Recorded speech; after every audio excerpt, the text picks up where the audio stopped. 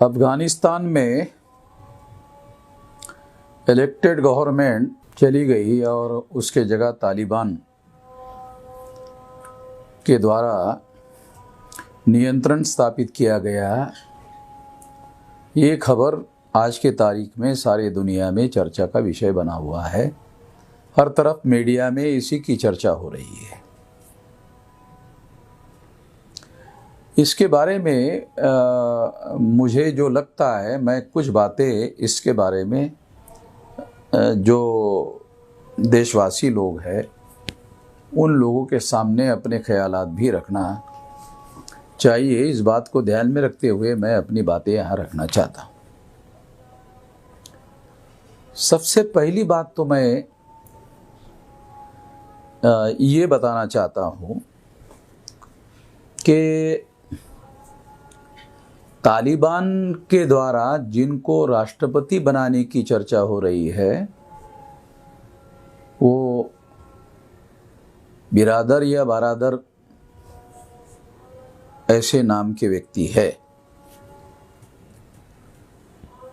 उनको राष्ट्रपति बनाने की चर्चा चल रही है।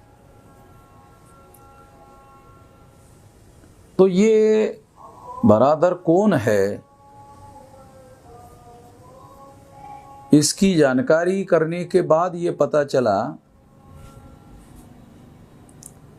कि बारादर जो है इनको अमेरिका के कहने पर पाकिस्तान के जेल से रिहा किया गया 2018 में।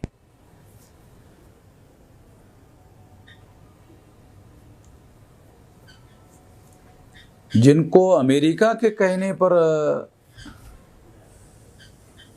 जेल से निकाला गया और जिस व्यक्ति को निकाला गया अमेरिका के कहने पर पाकिस्तान की सरकार ने उसको जेल से बाहर निकाला, वो व्यक्ति तालिबान के तरफ से राष्ट्रपति बनाया जा रहा है। ऐसी ज़्यादा से ज़्यादा खबरें मीडिया के तरफ से आ रही है। इससे ये आशंका बन रही है कि अमेरिका जो पूर्व में जो घनी सरकार थी, वो सरकार अमेरिका को ऐसा लग रहा था कि ये अब हमारी लायबिलिटी है। पिछले 20 साल में हमने 29 लाख करोड़ रुपया अफगानिस्तान पर खर्चा किया। 29 लाख करोड़ रुपया बहुत बड़ी रकम होती है, बहुत बड़ी राशि होती है। तो अमेरिका को ऐसे लगा कि अब हमें वहाँ रहने का कोई इंटरनेशनल पॉलिटिक्स में बेनिफिट होने की कोई बात हमें दिखाई नहीं दे रही है।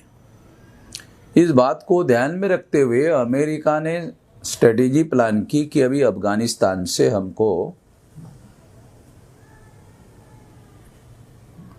बाहर निकलना चाहिए और इसके लिए अमेरिका ने जिस तालिबान के व्यक्ति को अभी वहाँ राष्ट्रपति बनाए जाने की ज़्यादा चर्चा हो रही है, उसको पाकिस्तान के जेल से अमेरिका के कहने पर छोड़ा गया। अमेरिकन सरकार के कहने पर छोड़ा गया था ट्रंप के समय में। उसी पॉलिसी पर बाइडेन गवर्नमेंट काम कर रही है। जब उनको जेल से छोड़ा गया, उसके पहले ही समग्र स्ट्रेटेजी अफगानिस्तान से बाहर निकलने की स्ट्रेटेजी अमेरिका ने बनाई होगी।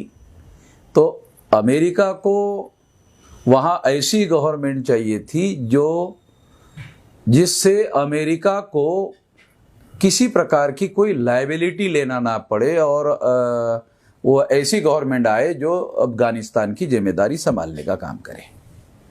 तो इसके लिए उनको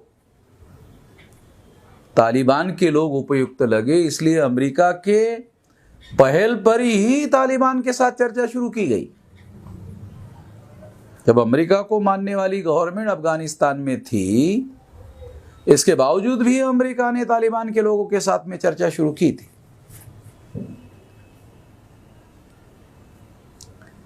और इस बात को ध्यान में रखते हुए मुझे ऐसा लगता है कि तालिबान की सरकार को लाने का सारा प्लान अमेरिकन गवर्नमेंट का बनाया हुआ है।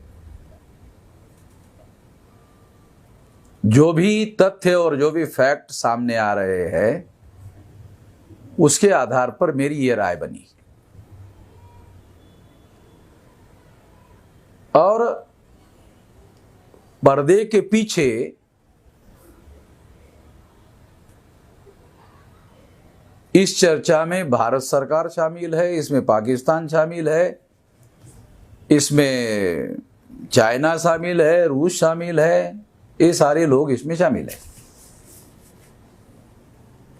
और ऐसा लगता है कि दोहा में जो चर्चाएं हो रही है, उस चर्चा में अमेरिका ने तालिबान से ये एश्योरेंस लिया होगा कि आपकी सरकार हम वहां लाएंगे तो आपको जो पहली रेजिम थी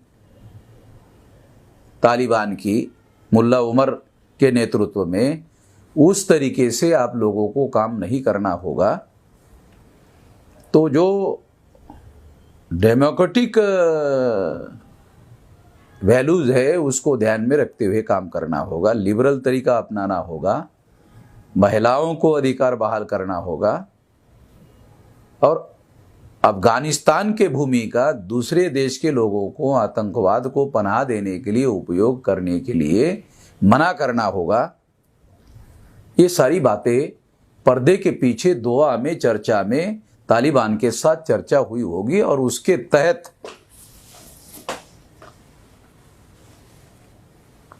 ये पूरा का पूरा प्लान अफगानिस्तान में अमल में लाया जा रहा था। जो अशरफ गनी की सरकार थी वो पूरी की पूरी अमेरिकन गवर्नमेंट के ऊपर निर्भर थी। जब अमेरिकन गवर्नमेंट खुद ही तालिबान को सत्ता सौंपने के लिए पर्दे के पीछे वार्ता कर रही थी, तो इसका दूसरा अर्थ होता है अशरफ गनी का समर्थन अमेरिका ने विड्रॉ कर दिया था। केवल फिजिकली विड्रॉ करने की बात थी, तो वो उसके लिए मिलिट्री जो है विड्रॉ करने से अपने आप ही तालिबान के लिए रास्ता खोलने का रास्ता तय हो गया था। और ये सारी जानकारी अशरफ गनी को थी। उसका जो वाइस प्रेसिडेंट है, जो अशरफ गनी के साथ में विदेश में भागा नहीं है, अभी भी वहां पर है, उन्होंने अपने आप को वर्किंग अफगानिस्तान का प्रेसिडेंट घोषित किया। वो वाइस प्रेसिडेंट था। उसने जो बयान दिया उससे भी ये बात सिद्ध होती है कि बाइडेन के साथ वार्ता करने का, चर्चा करने का कोई मतलब नहीं है। इसका मतलब है उनको पहले से मालूम था कि अमेरिका के लोग, अमेरिकन गवर्नमेंट जो है वो तालिबान के साथ वार्ता कर रही है। बल्कि उन लोगों को अंदरूनी सारी कहानी मालूम होगी कि अमेरिका तालिबान को सत्ता सौंपने के प्लान पर काम कर रही है। इसलिए जो वर्किंग प्रेसिडेंट अपने को आपको घोषित करने वाला, कार्यकारी अध्यक्ष घोषित करने वाला जो व्यक्ति है अफगानिस्तान का चुना हुआ, वो कह रहा है बाइडेन गवर्नमेंट के साथ बात करने का कोई मतलब नहीं है। दूसरी तरफ अभी तक अमेरिकन गवर्नमेंट ने वहां अपना मिशन है वो वहां बंद नहीं किया। भारत ने अपना जो हाई कमीशन का जो ऑफिस है वो बंद नहीं किया। डिप्लोमेटिक जो ऑफिस है, अभी तक भारत का कोई बयान नहीं आया कि उन्होंने वो वहां के कर्मचारी वो भारत में ला रहे हैं, मगर वो ऑफिस बंद करने का ऐलान नहीं किया। और जो लोग वहां से ला रहे हैं वो अमेरिकन गवर्नमेंट के मदद से ला रहे हैं, और अमेरिकन गवर्नमेंट उन लोगों को लाने के लिए भारत सरकार को मदद कर रही है। और इसके बदले में भारत का जो फॉरेन मिनिस्टर है एस जयशंकर, वो उनको ट्वीट करके धन्यवाद दे रहा है कि हम आपके आभारी है। इसका मतलब ये है कि भारत सरकार को भी मालूम है कि ये अमेरिकन गवर्नमेंट के सलाह मशवरे से तालिबान का ये टेक ओवर हुआ है।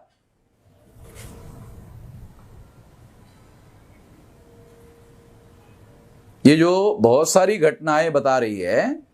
दूसरा, 6,000 की फौज जो है वो जो काबुल का जो इंटरनेशनल एयरपोर्ट है उसमें अभी भी वो अमेरिकन लोगों के नियंत्रण में है, और उनके साथ तालिबान के मिलिट्री ने या तालिबान के फौज ने उनके साथ किसी प्रकार की कोई लड़ाई की, ऐसा कोई खबर नहीं है। बल्कि जानकारी ये आ रही है, जो तथ्य दिखाई दे रहे हैं कि तालिबान और अमेरिका की फोर्सेस जो भी अमेरिका अफगानिस्तान में है वो कोऑर्डिनेशन में काम कर रहे हैं। अमेरिका ने जिन जिन लोगों को भी अफगानिस्तान से जाने के लिए और अफगानिस्तान से निकालने के लिए प्रयास किया, उसको तालिबान के लोग सहायता कर रहे हैं। और तालिबान के लोगों ने जो लिबरल फेस घोषित किया कि महिलाएं भी सत्ता में शामिल हो सकती है, महिलाएं पढ़ाई लिखाई का भी काम कर सकती है, नौकरियों में भी कर सकती है, मीडिया के लोगों को भी सरकार को क्रिटिसाइज करने का हक होगा, ये तो सारी की सारी वेस्टर्न डेमोक्रेसी का जो कॉन्सेप्ट है वो इस्लामिक ढांचे में स्वीकार किया जा रहा है। तो ये दोहा में जो चर्चा हो रही है वो तो पूरी तरह से, मेरा ऐसा मानना है कि ये पूरी तरह से तालिबान को लाने की पटकथा पर्दे के पीछे अमेरिका ने लिखी और उस पर अमल करने के लिए अमेरिका ने ये काम किया, और ये सारी एपिसोड में पाकिस्तान भी अमेरिका के कोऑर्डिनेशन और कंसल्टेशन में शामिल है। और जो घटनाएं सामने आ रही है उसके आधार पर यह बात मैं कह रहा हूं, चूंकि आज के तारीख में ये बात डिस्क्लोज नहीं की जा रही है, मगर आने वाले समय में परिस्थितियां पूरी तरह से शांत होने के बाद में ये सारी बातें सामने लाई जा सकती है, आएगी। खुद अमेरिका, रशिया, चाइना, ये सारे लोग जो है ये बातें घोषित कर देंगे, ऐसा लगता है।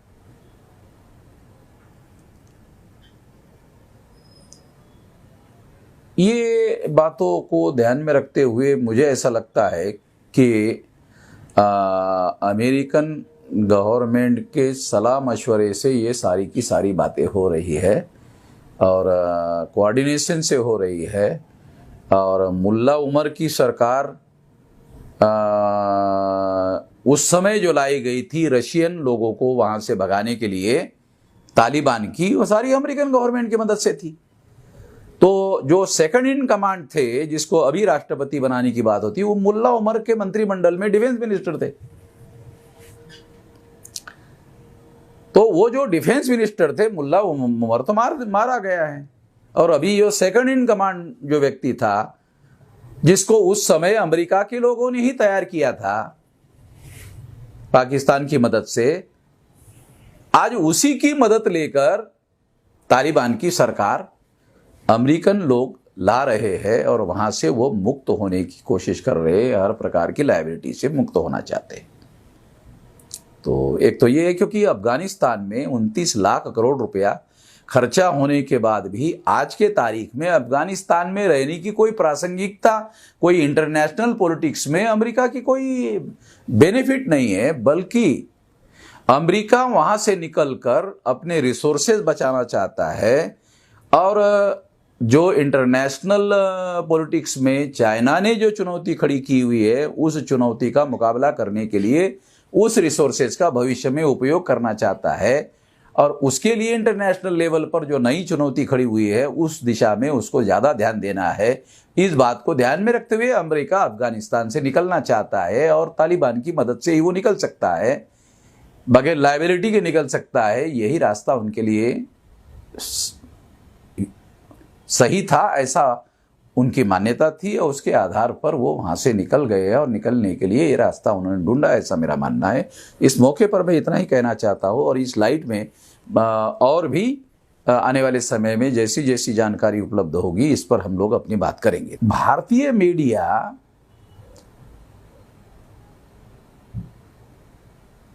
तालिबान एक आतंकवादी संगठन है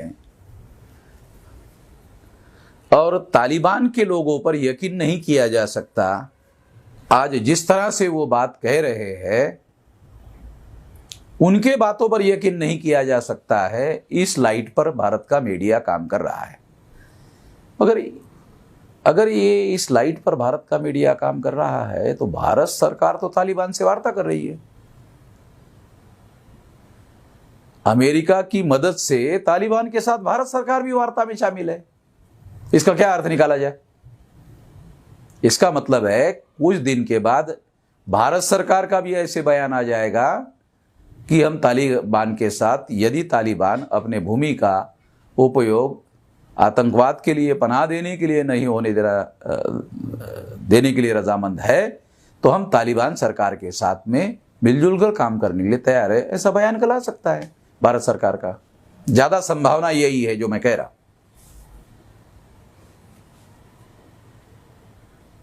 तो मीडिया जो है वो भारत के शासक वर्ग का रिप्रेजेंटेशन है। उनको आशंका है आतंकवाद का, तो उसके पीछे एक रणनीति भी होगी। वो रणनीति ये है कि यदि तालिबान को आतंकवादी संगठन के तौर पर ही प्रोजेक्ट किया जाए तो तालिबान पर दबाव बनेगा और उनको अपने अंदर सुधार करने की कोशिश करनी होगी, तभी इंटरनेशनल कम्युनिटी का समर्थन मिल सकता है। इसके लिए भी ये दबाव जो है भारत का मीडिया पैदा कर रहा होगा, ऐसा कहा जा सकता है। अब मैं इतना ही कहना चाहता हूँ। बहुत सारी बातें भविष्य में जैसे जैसे जानकारी आएगी